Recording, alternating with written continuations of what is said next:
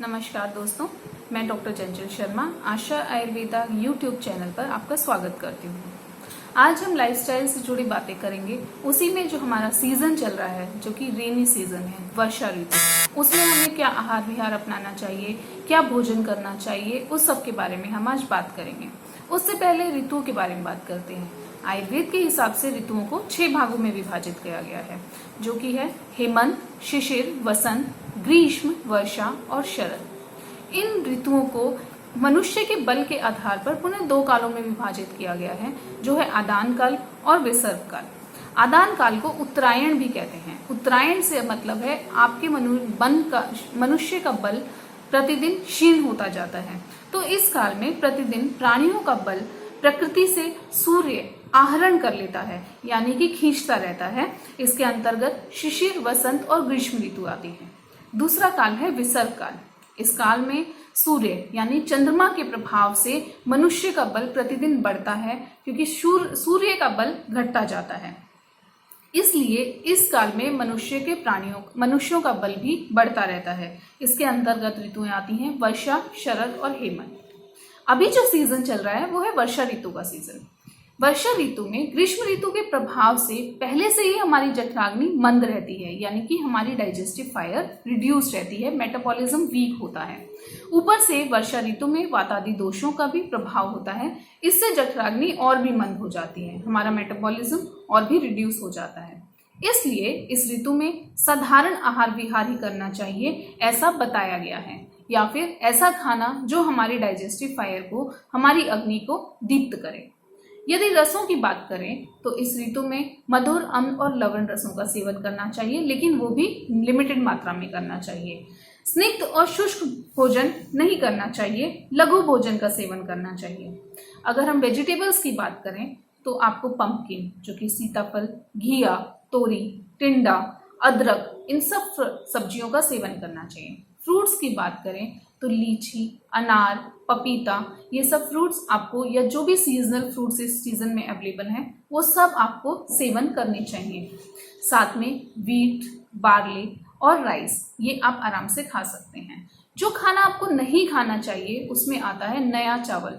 जो नया बासमती राइस है उसे हमें अवॉइड करना चाहिए। बासी खाना, रात का रखा हुआ खाना दिन में नहीं खाना चाहिए। ऐसा खाना जो पचने में कठिन हो, वो खाना आपको अवॉइड करना चाहिए। स्पेशली मैदा प्रोडक्ट्स, मैदा की चीजें आपको बिल्कुल नहीं खानी चाहिए। एक्सेसिव सॉल्ट हमें नहीं लेना। मैंने पहले भी बताया कि जो भी आपको रसों का सेवन करना है वो लिमिटेड मात्रा में करना है, एक्सेस में खाना नहीं खाना है। कर्ड, दही आपको इस सीजन में नहीं खाना चाहिए। आप छाछ ले सकते हैं, जितना दही लिया है उतना ही पानी मिक्स कीजिए, उसका प्रॉपर छाछ बनाइए और वो लस्सी आप ले सकते हैं। फर्मेंटेड प्रोडक्ट्स को आपको अवॉइड करना चाहिए, जैसे ब्रेड, बेकरी प्रोडक्ट्स, ये सब आपको नहीं खाना चाहिए। अब बात करते हैं लाइफस्टाइल की, विहार की, जो आपको अपनाना चाहिए।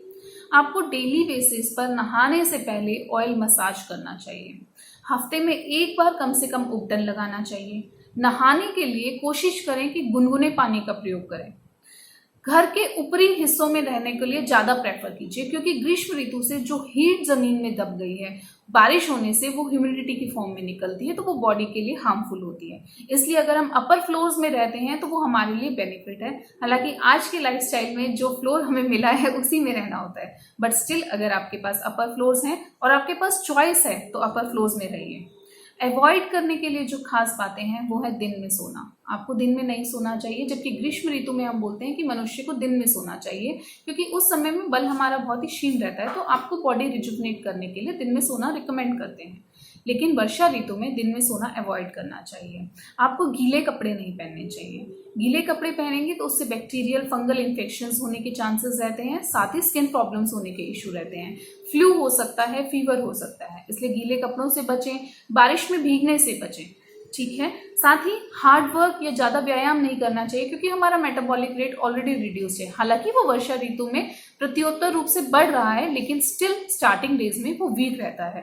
तो ज्यादा व्यायाम नहीं करना है, ज्यादा हार्ड वर्क नहीं करना है, बारिश में नहीं भीगना है। द मोस्ट इंपॉर्टेंट थिंग जो आपको अपनाना चाहिए, दैट इज पंचकर्मा। क्योंकि वर्षा ऋतु में तीनों ही दोष इम्बैलेंस फॉर्म में रहते हैं, तो उसको बैलेंस करने के लिए पंचकर्मा की तरफ आपको जाना चाहिए। आपको वमन कराना चाहिए, विरेचन कराना चाहिए, बस्ती लेना चाहिए, उसके बाद आस्थापन बस्ती आप ले सकते हैं। ये सभी चीजें आप डॉक्टर की ऑब्जर्वेशन में लीजिए। आपकी प्रकृति का एनालिसिस करके, आपके शरीर में बढ़े हुए दोषों का एनालिसिस करने के पश्चात जो भी पंचकर्मा आपके लिए रिकमेंडेड है वो आपको लेना चाहिए। इसके लिए आप आशा आयुर्वेदा सेंटर में भी संपर्क कर सकते हैं। हम यहाँ पर प्रॉपर पंचकर्मा ट्रीटमेंट देते हैं।